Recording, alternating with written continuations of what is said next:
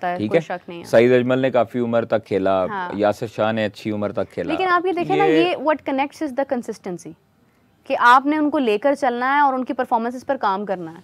अब आप उन्हें वहीं पर छोड़ दें और आप जो हमारे अभी इस वक्त हो रहा है वो अगर चीज़ें हो तो फिर तो हालात ख़राब हैं। अच्छा, ज़हीर अब्बास साहब ने कहा है कि बाबर आजम को मतलब स्क्वाड में नहीं होना चाहिए। तो ज़हीर साहब से पूछें कि किसको होना चाहिए।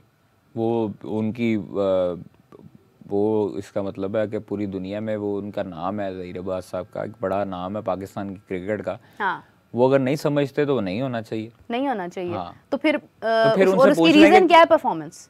तो परफॉर्मेंस है किसकी? देखें, यहाँ पर मसला ये है कि हमारे जो लेजेंड्स हैं ना, साबिक क्रिकेटर्स, हाँ, वो नहीं चाहते कि बाबर परफॉर्मेंस दे। क्यों नहीं चाहते? क्योंकि क्यों? अगर वो अगर बाबर परफॉर्मेंस देता रहा तो कौन जानेगा ज़हीर अब्बास को या XYZ जो हमारे लेजेंड्स हैं। अरे जो ये क्या साबिक बात हुई? नहीं अगर जानेंगे। विराट परफॉर्मेंस दे रहे तो सचिन देखें, मैं तेंदुलकर का आपको भी एक नाम बात है। बताऊं, नहीं, लोग भूल जाते हैं, लोग याद जरूर रखते हैं, नाम तो जरा याद रहता है, लेकिन लोग डिस्कस नहीं करते। अरे तो अभी इनको तक प्रॉब्लम खेल ये भी नहीं होती सकते है, ना। जो हमारे क्रिकेटर्स होते हैं ना, हाँ। इनको लाइमलाइट की प्रॉब्लम ये होती है कि जब ये हमसे ऊपर कोई एकदम जाए। पर्दा स्क्रीन से और फेम से और सोशल मीडिया से जब गिरते हैं ना नीचे, फिर उसके बाद ये ज़हनी मरीज बन जाते हैं।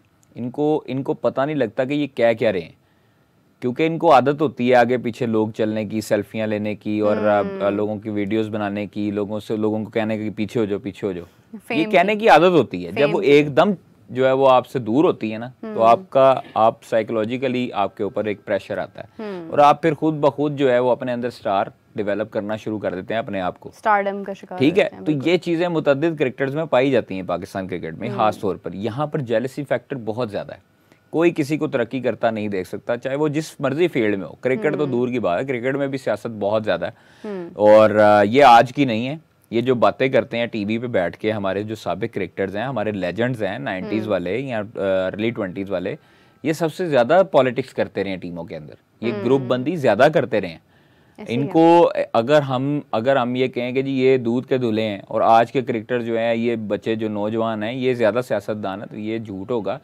जो इनके किस्से कहानियां हैं वो आप इंटरनेट पे सर्च भी कर सकते हैं, सारी चीज़ें मौजूद हैं। तो ये चीज़ें चलती रही हैं और चलती आएंगी, ये शुरू से चलती आई पाकिस्तान क्रिकेट में और चलती रहनी है। ये आप कहें कि ठीक हो जाए, किसी का दिल साफ हो जाए, वो नहीं हो सकता। बिल्कुल सही। यहाँ पर अगर कोई अपने साथ देखें, हमेशा नाम किस प्लेयर ने बनाया जो अपने मुल्क के लिए सिंसेर होकर खेला। उसकी अपनी ग्रुप बंदी या पॉलिटिक्स एक तरफ, जब वो टीम के अंदर खेला, ग्राउंड में खेला, वो अपने मुल्क के लिए खेला और नीयत साफ करके खेला कि मैंने मुल्क के लिए खेलना है, अपना 100% देना, उसको अल्लाह ने इज्जत दी। मुतअद्दिद प्लेयर्स ऐसे हैं जो आए गए और साफ हो गए, जिनको पता ही नहीं है, अब नए आने वाले बंदों को, प्लेयर्स को पता ही नहीं है कि ये भी प्लेयर होता था। आप देख लें कि इमरान नज़ीर एक ऐसा टैलेंट पाकिस्तान के पास था, ओपनर था, जिसको दुनिया आज भी याद करती है। जिन्होंने इमरान नज़ीर को खेलते हुए देखा हुआ है, ऐसे ही है। और वो उसको नहीं भूल सकते और वो बाकायदा परेशान होते हैं। देखें, इमरान नज़ीर एक ऐसा नाम है पाकिस्तान क्रिकेट का जिसने उस दौर में पावर प्ले को लूटना सिखाया कि लूटते कैसे हैं पावर प्ले को। जब लोग डरते थे शॉट मारते हुए एक्स्ट्रा कवर की तरफ, वो वहां पर छक्के मारते थे। इंडियन बॉलर्स को याद होगा आपको कि 2007 और जो वर्ल्ड कप हुआ था उसमें कैसे उन्होंने धुलाई की थी श्रीशांत की।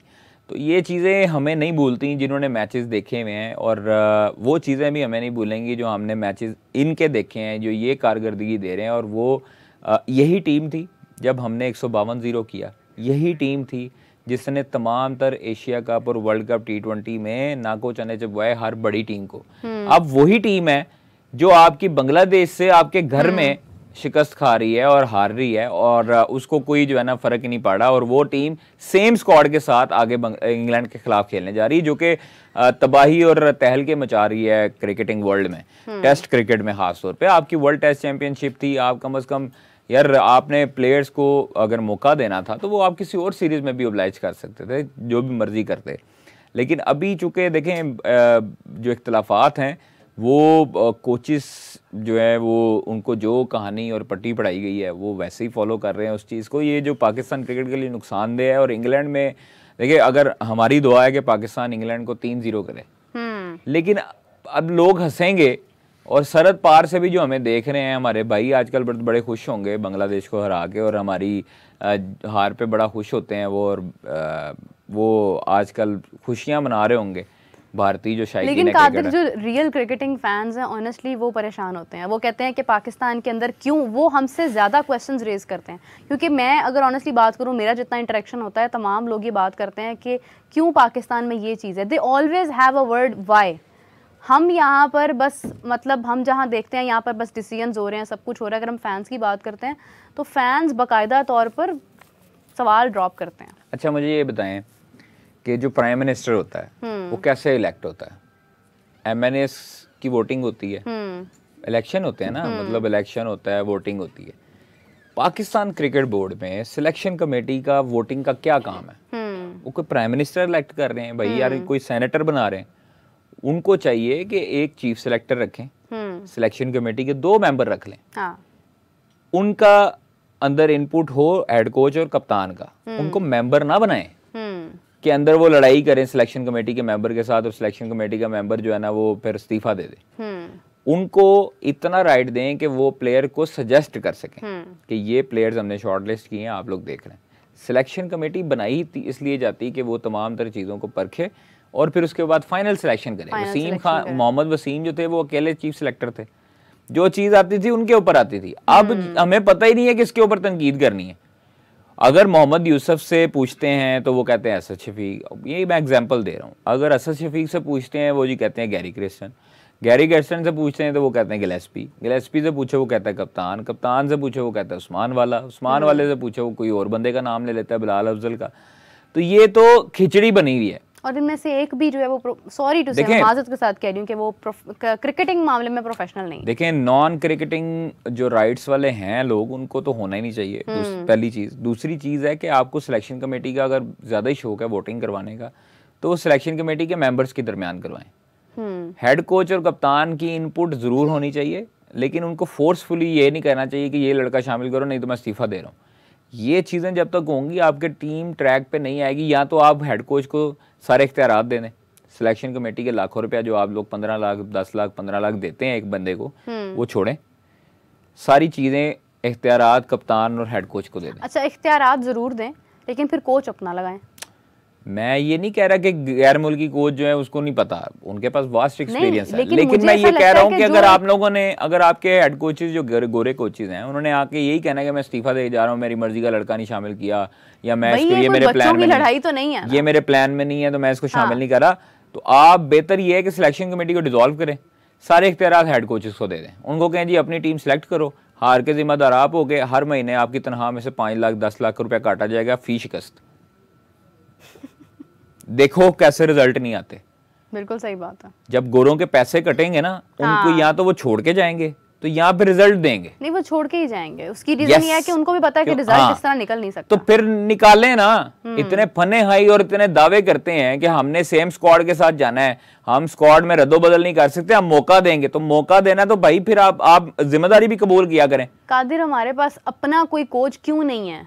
क्यों नहीं हम डेवलप करते हैं? इतने लेजेंड्स रहे हैं, सकलैन मुश्ताक को आप देख लें, मैं इनफैक्ट वकार यूनुस की अगर बात करूं, हमारे कहाँ कोचेस पे, सईद अजमल को आप देखें, हमारी स्पिन का ही प्रॉब्लम है सबसे ज्यादा, या बिबन मैं तो कहती हूं कि बैटिंग का भी प्रॉब्लम है। जरूरी नहीं है कि वो 1.5 उम्र का बंदा आप हेड कोच लगाओ, हाँ मतलब जरूरी नहीं है। गौतम गंभीर एक यंग है, लेकिन मसला ये है हमारा, लेकिन एटलीस्ट वो पैट्रियोटिक तो मैं आपको एक बात बताऊं, मसला ये है अनफॉर्चुनेटली जो पाकिस्तान क्रिकेट का बेड़ा गर्क ज़का अशरफ दौर में और मोहम्मद हफीज साहब के दौर में। अच्छा, इमरान खान साहब ने बतौर क्रिकेटर जो क्रिकेट का मतलब नुकसान किया है, वो भी तो क्रिकेटर ही थे ना, और उन्होंने भी मुल्क को मतलब वर्ल्ड कप विन करवाया 92 का। उन्होंने जो ये हमारी डोमेस्टिक का स्ट्रक्चर के साथ जो छेड़ाछाड़ी की, सारी खराबी की, उसके बाद ये जब तजर्बे होते हैं ना, उस वक्त आपकी चीज़ें डिट्रैक होती हैं। आप ये देखें कि मोहम्मद हफीज़, आप कह रही हैं कि लोकल कोचेस को क्यों नहीं मौका दिया जाता, मोहम्मद हफीज़ को लगाया, यंगस्टर थे, अनापसंदी शुरू हो गई, पसंद नापसंदी शुरू हो गई, बाबर आजम से क्लैश था, बाबर आजम के खिलाफ जो है वो प्रोपोगेंडे शुरू करवा दिए, लोगों पे मोहम्मद हफीज ने इल्जामात लगाए। आज मैं इतनी बड़ी बात कह रहा हूँ, मोहम्मद हफीज ने क्रिकेटर्स को, चंद क्रिकेटर थे उनके ऊपर इल्जामात लगाए कि खबरें लीक करते हैं।